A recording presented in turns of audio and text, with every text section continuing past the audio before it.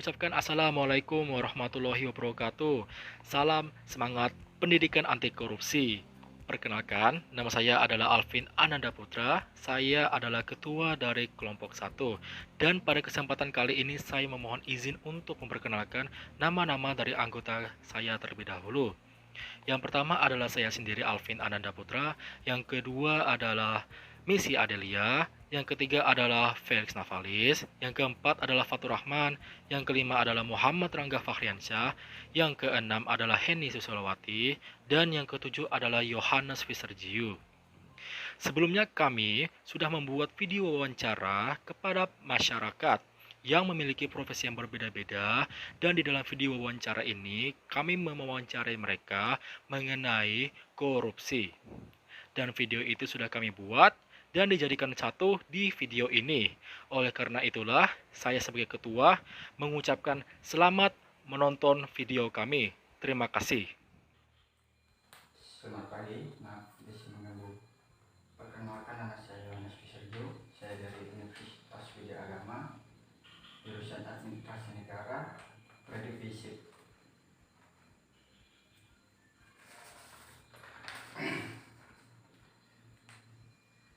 Jika saya mengganggu, bisakah saya minta untuk meluangkan waktunya sebentar?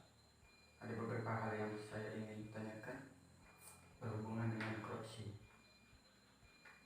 Pertanyaan yang pertama, apa yang Anda ketahui tentang korupsi? Yang setelah itu seperti menyalahgunakan kepercayaan publik yang dikuasakan kepada mereka untuk mendapatkan keuntungan sepihak. Pertanyaan yang kedua, apa perbedaan antara perilaku korupsi? Seperti tindakan memakan atau mengambil uang pihak-pihak lain tanpa sepengetahuan pihak yang lain oleh polisi dan pihak yang berwajib. Pertanyaan yang ketiga, apa saja yang termasuk perilaku korupsi? Di korupsi dan suap menyuap. Pertanyaan yang keempat, siapa saja yang dapat melakukan korupsi? Pejabat, pegawai, kementerian dan pemerintahan. Pertanyaan yang kelima, di mana tempat yang sering terjadi korupsi? Sektor pengadaan barang dan jasa, sektor keuangan, dan sektor pajak. Pertanyaan yang keenam, kenapa mereka melakukan korupsi? Dalam aspek sosial, keluarga dapat menjadi pendorong seseorang untuk berperilaku korup. Pertanyaan yang ketujuh, kapan korupsi dapat diberantas? Korupsi di Indonesia sangat sulit diberantas sampai habis karena masih lemahnya integritas dan kesadaran dari sejumlah pejabat dan sebagian masyarakat. Pertanyaan yang kedelapan, kapan orang mampu tidak melakukan korupsi? Faktor eksternal merupakan penyebab orang melakukan korupsi atas dorongan keluarga.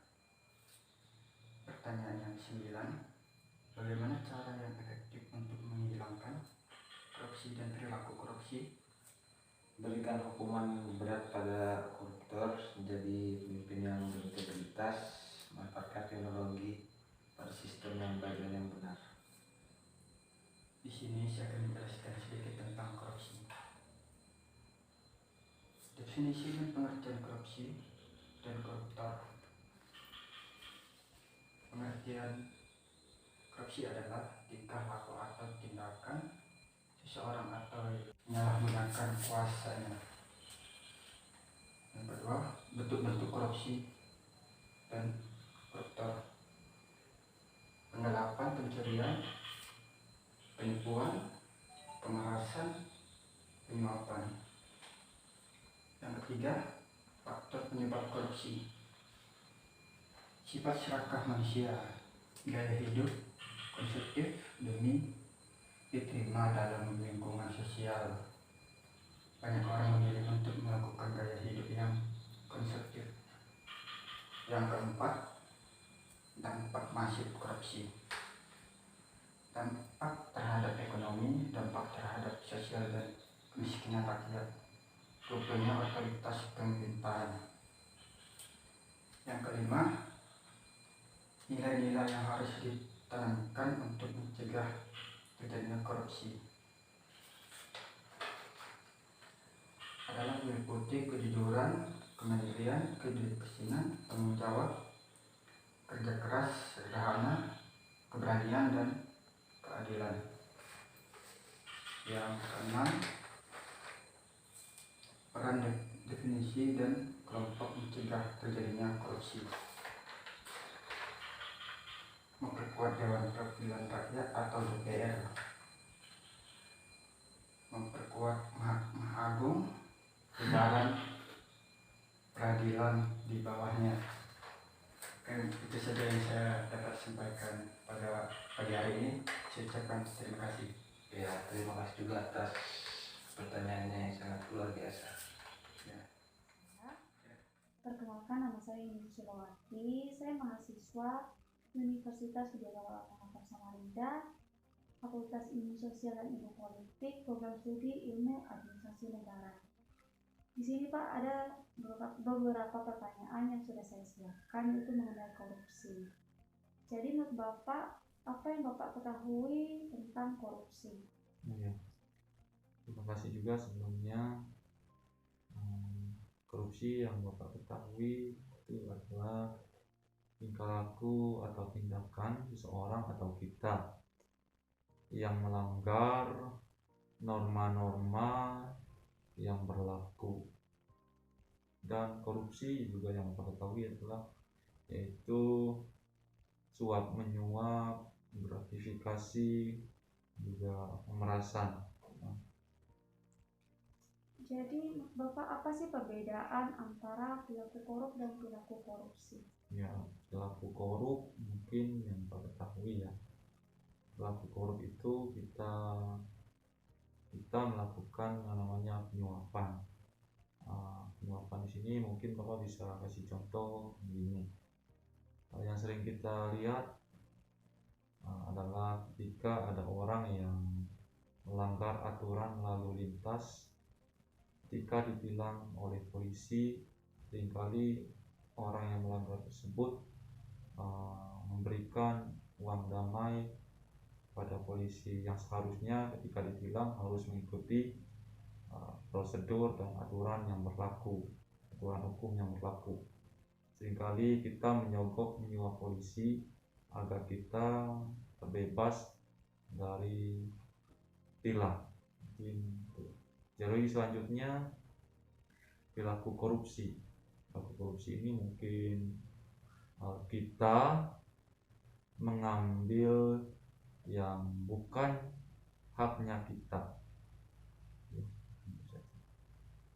Bapak, jadi apa saja sih yang termasuk perilaku korupsi ini? Mungkin yang pertama ya, seringkali kita memanfaatkan fasilitas kantor untuk kepentingan pribadi yang seharusnya untuk kepentingan di lingkungan kantor saja. Dan juga yang kedua, menyontek. Menyontek ini sering terjadi di sekolahan. Terus yang ketiga itu seperti tadi yang Bapak katakan sebelumnya, kita melakukan penyogokan dan penyuapan. Siapa saja yang dapat melakukan korupsi dan perilaku korupsi?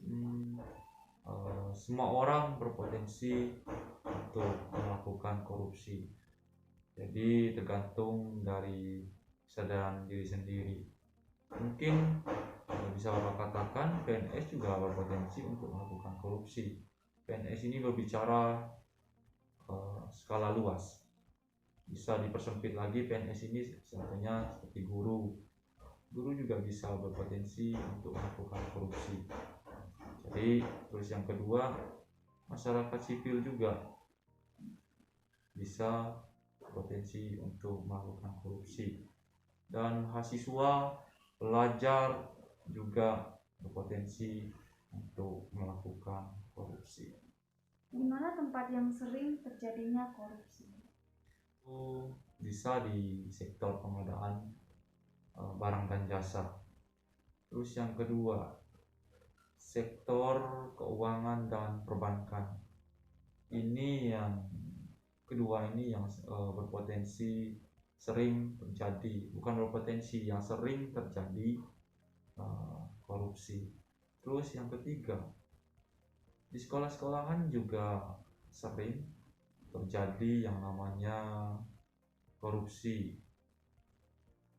Bahkan yang sering kita dengar, banyak bantuan yang disalurkan oleh pemerintah untuk sekolah yang seharusnya untuk kepentingan sekolah, tapi disalahgunakan oleh oknum-oknum guru maupun kepala sekolah untuk kepentingan pribadi. Jadi menurut Bapak, kenapa orang-orang ini melakukan korupsi? Mungkin karena yang pertama ada faktor ekonomi, terus yang kedua itu ada faktor perilaku konsumtif yang tinggi, sehingga kebutuhan sehari-hari tidak terpenuhi. Dari sinilah muncul rasa ingin melakukan korupsi, bahkan melakukan korupsi itu sendiri. Dan yang ketiga mungkin karena adanya peluang dan kesempatan sehingga banyak orang melakukan korupsi. Menurut Bapak, kapan korupsi ini dapat diberantas? Kita tidak tahu kapan korupsi ini bisa diberantas, tapi untuk kita agar korupsi ini bisa tidak terjadi, kita bisa melakukan penyuluhan tentang betapa bahayanya korupsi ini untuk bangsa dan negara, bahkan untuk kemajuan berbangsa dan bernegara. Dan mungkin penyuluhan ini bisa kita lakukan mulai dari tingkat anak sekolah, SD, SMP, SMA, bahkan di perguruan tinggi. Bukan di perguruan tinggi saja kita berhenti di situ, tidak. Kita boleh melakukan penyuluhan terhadap masyarakat sipil tentang bahayanya korupsi.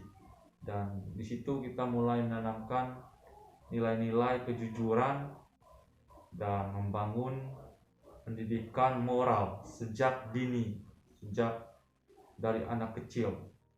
Seperti yang tadi saya katakan, dari mulai SD, SMP, SMA, dan perguruan tinggi. Mungkin itu dengan kita melakukan penyuluhan ini secara terus-menerus, kita bisa mempersempit atau bahkan bisa menghilangkan korupsi ini dari diri setiap orang, bahkan dari orang-orang yang ada di bangsa kita. Baik Pak, mungkin itu saja beberapa pertanyaan yang dapat saya ajukan. Kurang lebihnya saya mohon maaf. Dan sekali lagi terima kasih buat waktu yang Bapak sempatkan. Terima kasih Pak. Jadi di sini saya ingin mewawancarai Bapak Andi yang profesinya ini sebagai pedagang, Pak ya. Apa yang Bapak ketahui tentang korupsi itu?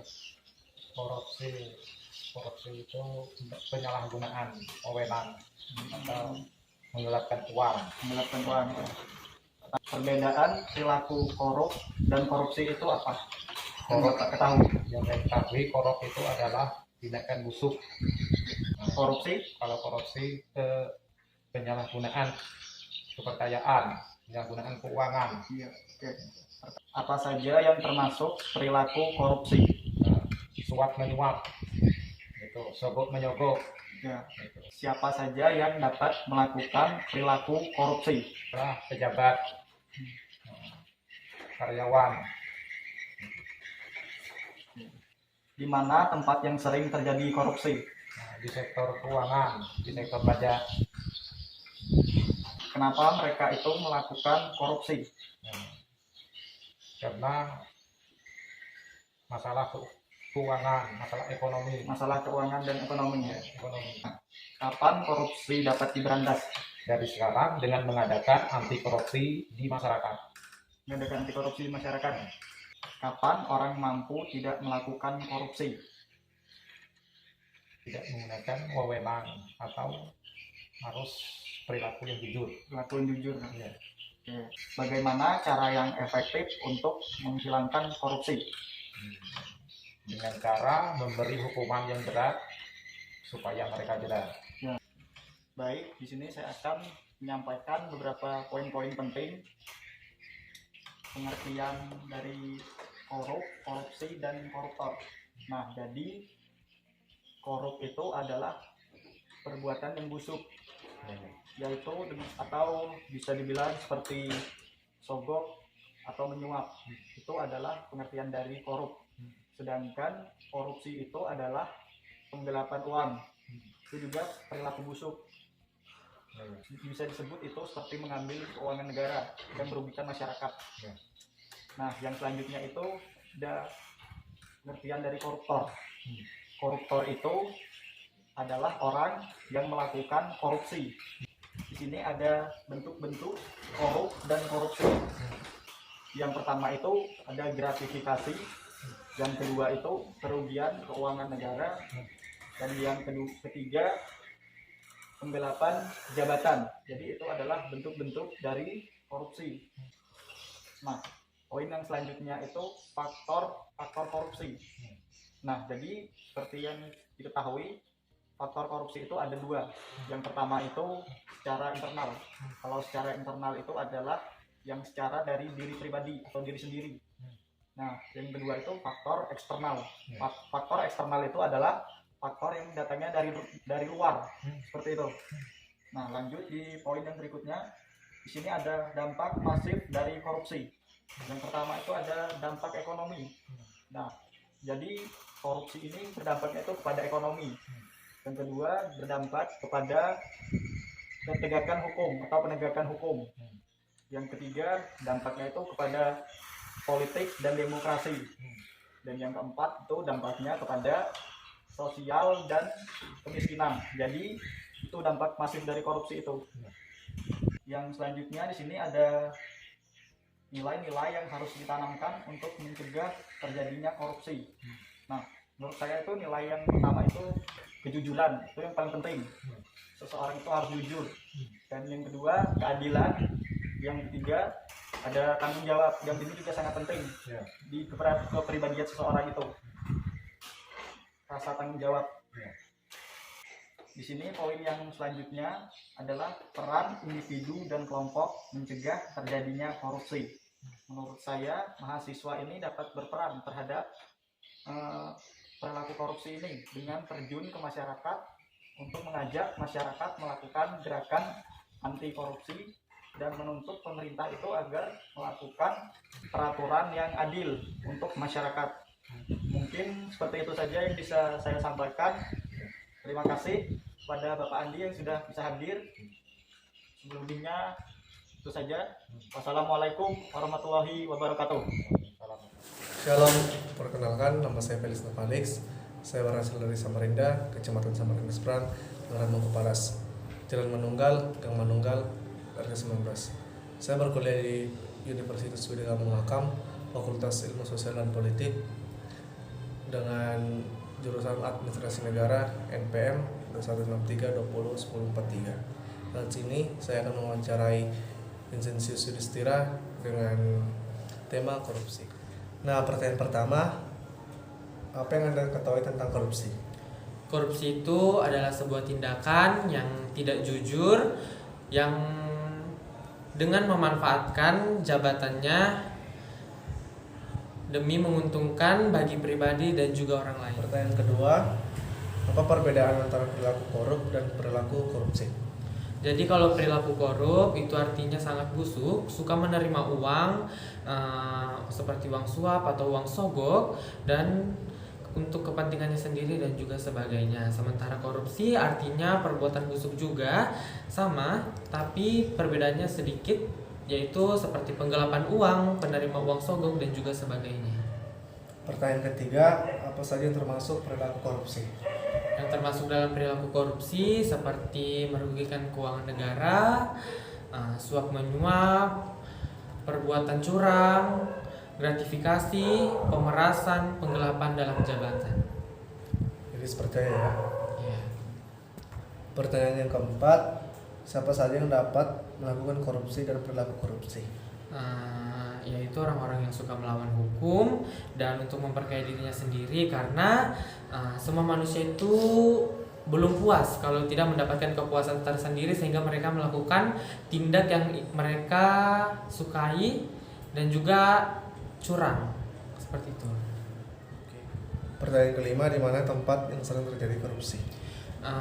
Dimanapun dan kapanpun itu bisa terjadi, karena kembali lagi ke jawaban saya yang keempat, itu manusia tidak merasa puas dengan kepuasan tersendiri sehingga mereka akan melakukan tindakan yang curang. Jadi dimanapun dan kapanpun itu akan terjadi sih menurut saya ya.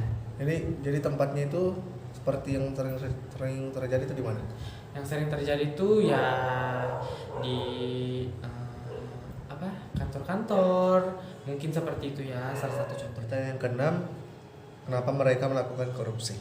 Kenapa mereka melakukan korupsi? Ya karena penjelasan saya di pertanyaan kedua, yaitu penjelasan tentang korup, saya memberikan contoh seseorang diberikan surat dari atasannya seperti itu, dibentuk dana 500, namun mereka mengubahnya menjadi 1 juta, sehingga pada saat ditandatangani, seseorang yang menandatangani tersebut juga akan terikut terseret menjadi seorang korupsi seperti itu. Pertanyaan ketujuh, kapan korupsi bisa diberantas? Korupsi bisa diberantas itu tergantung dari kesadaran diri manusianya, dan juga mungkin salah satu jalannya yaitu jalur hukum seperti itu. Pertanyaan yang ke-8, kapan orang mampu tidak melakukan korupsi? Orang mampu tidak melakukan korupsi mungkin itu dari kesadaran diri mereka, dan juga bisa diberi efek yang lebih jerah lagi, karena di Indonesia mungkin mereka cuma dihukum maksimal beberapa tahun dan juga denda, tidak seperti di negara lain yang mereka langsung dihukum mati. Jadi mungkin seseorang korupsi ini bisa diberi efek yang lebih jerah lagi, sehingga mereka akan sadar bahwa apa yang mereka lakukan itu adalah kesalahan yang sangat besar. Pertanyaan ke-9, bagaimana cara yang efektif untuk menghilangkan korupsi dan perilaku korupsi? Cara menghilangkan korupsi dan juga perilakunya mungkin diberi hukuman yang setimpal, mempertegas undang-undang, dan juga ya tadi itu di pertanyaan-pertanyaan sebelumnya dan jawaban saya, kesadaran diri mereka yang paling penting. Mungkin dari kesadaran diri mereka tahu kesalahan ini sangat besar, dan juga efeknya dan hukumannya juga akan setimpal pastinya seperti itu. Nah, sekarang saya akan berkampanye definisi pengertian korupsi dan koruptor. Yang pertama, korup itu seperti perilaku yang tidak bisa diganti, seperti waktu dan hal-hal yang bisa dikatakan tidak akan hilang. Yang kedua, korupsi adalah perilaku yang sering terjadi itu penggelapan uang dan menandatangani suatu surat yang bersifat manipulatif. Yang ketiga, koruptor di sini dalam kurung yaitu perilakunya seperti orang-orang yang tidak pernah puas dengan jabatan, orang-orang yang tidak pernah puas dengan apa yang telah diberikan negara. Yang kedua, bentuk-bentuk korup dan korupsi. Korup itu orang-orang yang menerima sogokan, menerima uang yang kotor. Yang ketiga, korupsi orang-orang yang melakukan seperti memberi uang-uang yang itu tadi kotor dan penggelapan uang. Nah, yang ketiga, faktor penyebab korupsi yang paling sering terjadi itu orang-orang yang tidak pernah puas, orang-orang yang mungkin hanya ingin menaikkan pamornya. Yang ketiga, karena seseorang menandatangani satu surat yang manipulatif. Peran individu dan kelompok mencegah terjadinya korupsi. Nah, di nomor yang kelima saya sudah menjawab, seperti kita harus membawa sifat yang disiplin, kejujuran, bertanggung jawab, dan bekerja keras. Yang kelima, nilai-nilai yang harus ditanamkan untuk mencegah terjadinya korupsi. Yang pertama, kejujuran, kedisiplinan, tanggung jawab, dan motivasi untuk bisa melakukan hal yang baik untuk negara. Dampak masif korupsi. Yang pertama, ketika anaknya mempunyai bapak koruptor, dia bisa terjadi di pembulian di sekolah. Yang kedua, dampak ekonomi. Yang ketiga, dampak perekonomian masyarakat dan kemiskinan. Dan yang kelima, dampak dalam penegakan hukum. Di sini saya akan mewawancarai mahasiswa dari Universitas Mula Warman mengenai korupsi. Saya izin bertanya, menurut Mbak, apa yang Mbak ketahui tentang korupsi?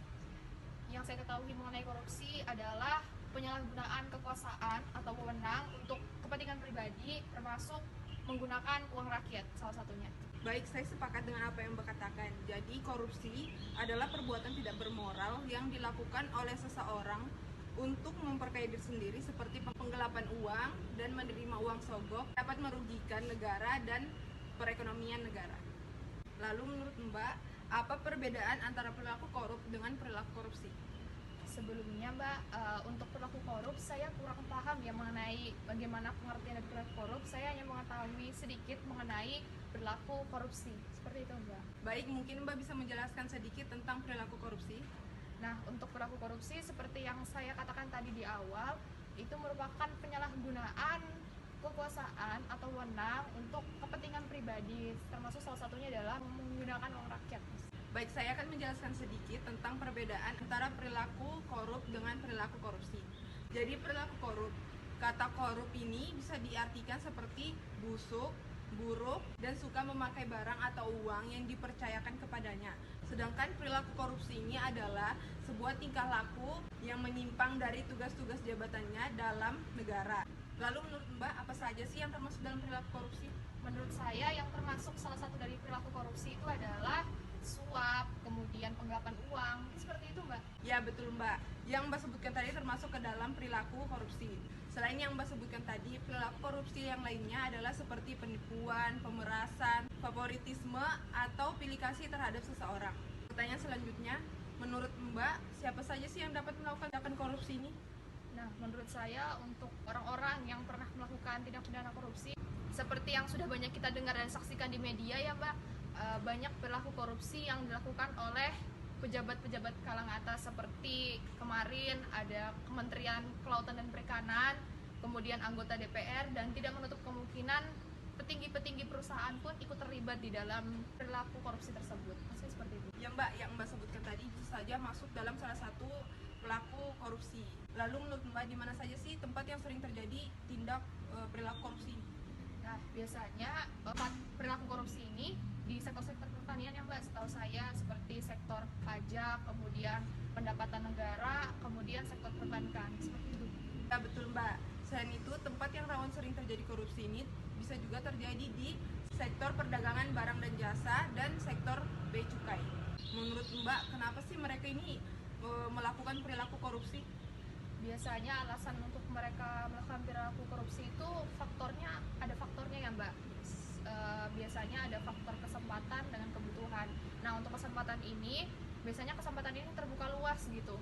Nah, sedangkan untuk kebutuhan ini sebenarnya bukan kebutuhan pokok dari mereka itu sendiri, tetapi lebih kepada hasrat mereka yang ingin memiliki lebih dari apa yang mereka butuhkan, seperti itu. Nah ya Mbak, yang Mbak sebutkan tadi masuk dalam teori GON, yang dimana teori ini dikemukakan oleh Jack Bullock yang menjelaskan bahwa adanya kebutuhan, kesempatan, keserakahan, dan pengungkapan. Saya tambahkan sedikit lagi, ada dua penyebab faktor terjadinya perilaku korupsi. Yang pertama faktor internal dan yang kedua faktor eksternal. Untuk faktor eksternal sendiri ini dari sebab-sebab dari luar seperti lingkungan, sedangkan untuk internal dari diri sendiri. Seperti itu. Menurut Mbak, kapan sih korupsi ini dapat diberantas? Menurut saya korupsi ini harus diberantas sejak dini ya Mbak, ketika pemerintah dan masyarakat mampu bekerjasama dengan baik. Misalnya dari sisi pemerintahnya mampu menerapkan hukum yang tegas dan adil, kemudian dari sisi masyarakatnya mampu mengurangi adanya faktor kesempatan dan kebutuhan tadi yang merupakan salah satu faktor pendukung dari adanya tindak pidana korupsi. Seperti itu Mbak. Mbak, benar sekali. Memang sudah seharusnya korupsi ini harus diberantas sejak dini, karena kita lihat dampak dari perilaku korupsi ini seperti dampak ekonomi yang membuat miskinan. Menurut Mbak, kapan orang mampu tidak melakukan korupsi? Menurut saya, ketika orang tidak mampu untuk melakukan tindak pidana korupsi lagi itu ketika hilangnya kesempatan untuk berniat dan bertindak untuk melakukan tindak pidana korupsi seperti yang dikemukakan oleh teori Jack tadi. Ya, saya sepakat dengan yang Mbak Selvi katakan, bahwa kesempatan itu menjadi faktor yang sangat berpengaruh terhadap tindakan korupsi. Menurut Mbak, bagaimana sih cara yang efektif atau yang mudah untuk menghilangkan perilaku korupsi ini? Menurut saya, cara yang efektif untuk menghilangkan perilaku korupsi ini salah satunya dengan mendirikan kegiatan volunteer ya Mbak, kegiatan volunteer atau kegiatan anti korupsi yang dimana pelopor dari kegiatan tersebut adalah mahasiswa seperti Mbak Misi ini, kemudian mahasiswa hukum, sebagai yang mana kita ketahui bahwa kita sebagai generasi muda merupakan tonggak masa depan sebagai agent of change seperti itu. Ya benar Mbak, mungkin bisa kita tambahkan dengan sifat dan sikap mengenai pendidikan anti korupsi seperti jujur, disiplin, bertanggung jawab, bekerja keras, berani, dan adil. Nah, dengan sifat dan sikap saya yang saya sebutkan tadi, kita bisa mengaplikasikannya di kehidupan sehari-hari dengan didukung gerakan anti korupsi yang Mbak sebutkan tadi. Baik, itu saja pertanyaan dari saya. Terima kasih atas kesempatan dan waktunya yang telah Mbak Selvi berikan. Sekian wawancara dari saya, kurang dan lebihnya mohon dimaafkan. Assalamualaikum warahmatullahi wabarakatuh. Assalamualaikum warahmatullahi wabarakatuh. Saya Fatur Rahman, mahasiswa dari Universitas Widya Agama Mahakam Samarinda. Saya akan melakukan sedikit wawancara bersama Ibu Dana mengenai materi tentang korupsi. Pertanyaan pertama, apa yang Ibu ketahui tentang korupsi? Korupsi itu adalah penyalahgunaan anggaran, kemudian yang terjadi pada sistem pemerintahan, kemudian yang sangat merugikan masyarakat, seperti itu korupsi. Misalkan anggaran dana misalkan pada suatu daerah kemudian disalahgunakan yang menguntungkan individu ataupun kelompok, seperti itu. Baik, lanjut untuk pertanyaan yang kedua, apa sih perbedaan antara perilaku korup dan perilaku korupsi? Korup itu adalah suatu tindakan tidak terpuji, kemudian yang menyalahgunakan. Kalau korupsi itu adalah tindakan yang mana merugikan, jelas sekali, sangat-sangat merugikan. Itu adalah perbedaan antara korup dan korupsi, seperti itu. Baik, apa saja perilaku yang termasuk dalam kategori korupsi? Contohnya misalkan seperti gratifikasi. Nah, itu mungkin salah satu contoh dari tindakan dari korupsi. Baik, siapa saja yang dapat melakukan korupsi dan perilaku korupsi? Yang bekerja di sistem pemerintahan, kemudian baik yang berperilaku negatif seperti itu, kemudian yang sudah merugikan masyarakat. Nah, mungkin itu saja. Di mana tempat yang sering terjadinya itu korupsi? Nah, misalkan ketika kita bekerja, kita tidak disiplin, kemudian disiplin waktu pun kita tidak bertanggung jawab dengan pekerjaan kita, baik di sistem pemerintahan, pendidikan, kemudian masyarakat. Dan mungkin itu salah satu bisa dijadikan tempat untuk lahan-lahan yang merugikan, tentunya bisa dikatakan tindakan korupsi, seperti itu. Waktu pun kita tidak disiplin, waktu pun itu adalah termasuk korupsi waktu, seperti itu. Apa sih yang menjadi faktor mereka ini melakukan korupsi? Faktornya mungkin yang mendukung karena kurangnya iman, seperti itu, sehingga daya yang kita, ini adalah suatu yang duniawi, kemudian kebutuhan kita, sehingga untuk mendorong kita untuk mengenai harta kekurangan, berarti ini bisa dijadikan korupsi, seperti itu. Jadi mengenai penghasilan, apa yang dianggap kurang, yang tentunya yang sudah seperti ASN, mungkin yang sudah melakukan, kemudian pejabat mungkin yang melakukan korupsi, padahal mereka sudah punya gaji yang sudah lumayan, tetapi karena merasa kurang urusan duniawi sehingga mereka melakukan korupsi seperti itu. Kira-kira kapan sih korupsi ini bisa diberantas? Kalau menurut saya pribadi itu adalah dari individu masing-masing terlebih dahulu, kemudian pemerintahnya tindakannya harus jelas pidananya bagaimana, dan harus bisa dituntaskan dari akarnya, tidak pilih siapa yang harus ditindakan pidananya jika ada suatu oknum yang melakukan tindakan korupsi seperti itu. Kapan orang mampu untuk tidak melakukan korupsi? Seperti jawaban saya sebelumnya, kapan orang mampu untuk tidak melakukan korupsi? Saat orang tersebut mempunyai tanggung jawab, saat orang tersebut mempunyai iman yang kuat bahwa di dalam diri kita, ketika kita melakukan pekerjaan dengan hati dan kesungguhan, sehingga kita tidak tergiur bahwa ketika korupsi itu kan sangat merugikan orang lain, tentunya menguntungkan diri sendiri, tapi ketika kita bekerja dengan hati yang disiplin, kemudian tidak merugikan orang lain, kita didasari dengan iman dan takwa, tentunya insya Allah korupsi akan kita bisa berantas, dimulai dari diri sendiri. Kemudian kita selalu berimajinasi bahwa dampak dari korupsi itu apa saja, dan itu yang harus kita ketahui, dan pemerintah pun harus melakukan tindakan yang tegas, tidak pilih-pilih seperti itu. Jika ada yang melakukan pelanggaran harus ditindak dengan hukum yang jelas seperti itu. Baik, bagaimana sih cara yang paling efektif kira-kira untuk menghilangkan korupsi? Ketika korupsi itu sangat banyak ya, sudah dilakukan, misalkan dari berbagai cara yang sudah dilakukan, misalkan pendidikannya, dari segi pendidikan itu sudah selalu disosialisasikan, diiklankan di media, berbagai media pun sudah selalu diingatkan.